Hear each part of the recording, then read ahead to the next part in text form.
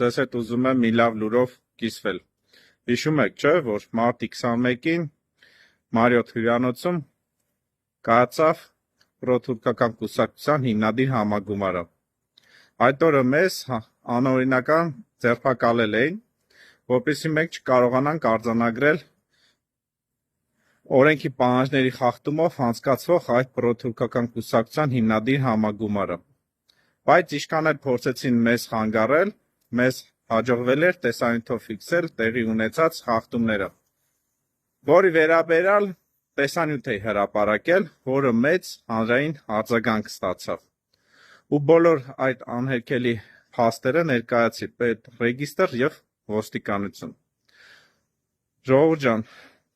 հիմա ամենակարևորը։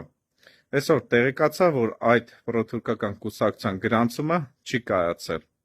Այսինքն, եթե ես չլինեի հետևողական,